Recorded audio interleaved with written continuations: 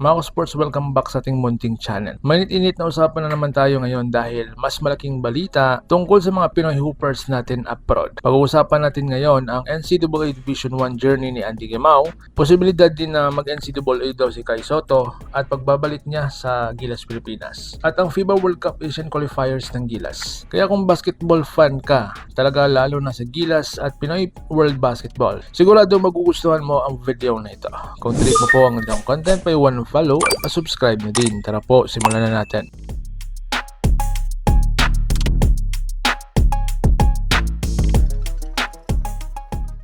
Mga ka-sports, dumako naman tayo sa isa sa pinaka-viral na balita ngayon sa Philippine basketball.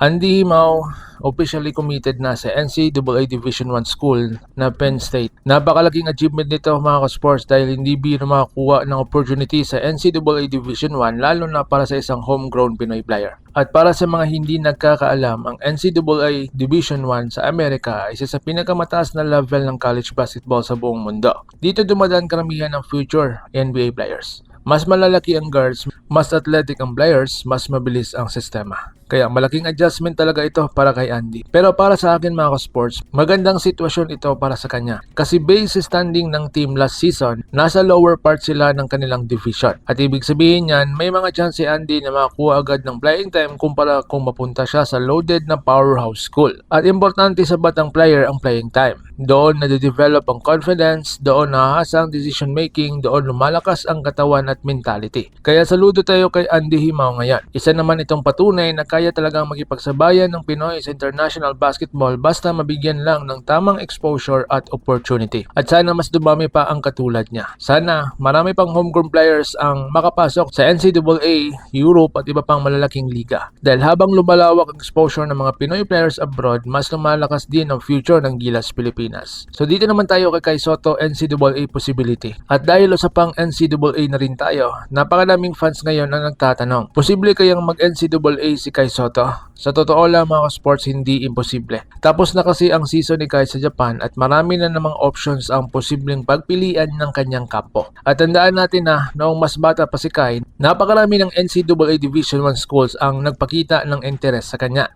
Ngayon pa kaya na mas malaki na siya, mas malakas, mas experienced at professional player na. Siguradong maraming school pa rin ang magkaka-interes kung sakaling buksan ni Kai ang opportunity na iyon. Imagine nyo kung mangyari ito Andy Gemao, Kai Sotto at iba pang players na sabay-sabay nating mapapanood sa NCAA. Panibagong exposure na naman iyon para sa Philippine basketball. Pero sa ngayon, wala pa namang official statement mula sa kampo ni Kai at siguradong mabigat na desisyon ito dahil titimbangin nila kung ano talaga ang pinakamagandang path para sa NBA dream ni Kai Sotto. Pwedeng Japan, pwedeng Australia, pwedeng Europe at posible rin ang NCAA. Kaya abang-abang muna tayo sa mga susunod na developments. So dito naman tayo sa Gilas, Pilipinas third window. Ngayon naman mga ka-sports, pag-usapan natin ang paparating na third window ng FIBA World Cup Asian Qualifiers. At masasabi natin isa ito sa pinakamahalagang yugto para sa Gilas, Pilipinas. Bakit? Dahil do or die situation lang talaga ito. Kung matatandaan ninyo, sa second window ay natalo ang Gilas, Pilipinas kontra Aussie at Kiwi. At ang mas masakit, nangyari pa iyon sa sarili nating baluarte dito sa Pilipinas. Kaya ngayon, kailangan talagang bumawi ng Gilas. Unang makakaharap ng Gilas ang New Zealand. Parehong importante ang laban ito dahil parehong nag-aabol sa magandang positioning ang dalawang team. At alam naman nating napakalakas ng New Zealand lalo na kapag nasa sarili nilang home court. Physical sila, mabilis tumakbo, magagaling sa outside shooting. Kaya hindi talaga pwedeng mag-relax ang Gilas. At based sa report, napakaaga pa lang ay naghahanda na ang New Zealand para sa laban kontra Pilipinas. Ibig sabihin po niyan mga sports, seryoso rin silang pigilan ang Gilas. Pagdating naman sa Aussie, mas kampante sila dahil nga undefeated pa sila sa standings. Pero kahit ganoon, malaking hamon pa rin para sa Gilas kung paano tatalunin ng isa sa pinakamalakas na basketball countries sa buong mundo. At kahit mahirap, nananatiling positibo si Coach Tim Cone.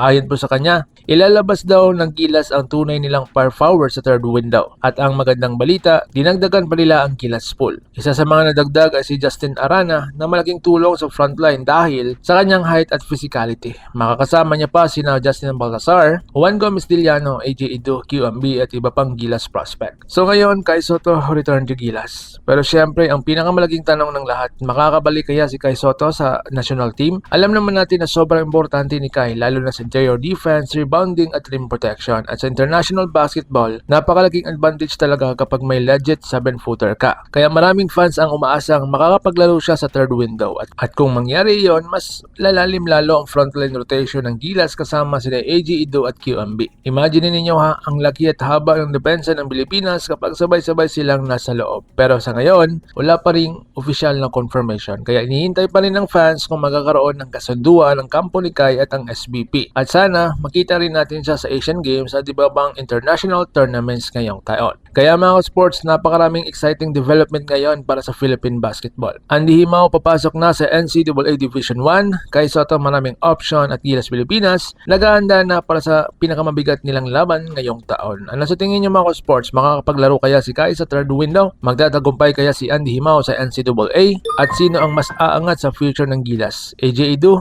o QMB? Comment your thoughts below at babasahin ko yan. At kung nagustuhan nyo ang video nito, huwag kalimutang mag-like, subscribe at pindutin ang notification bell para updated tayo lagi sa latest basketball updates. Maraming salamat mga sports. God bless us all. See if they can make the most of it, and they should defense. The other should have come back. Oh! And on the attack.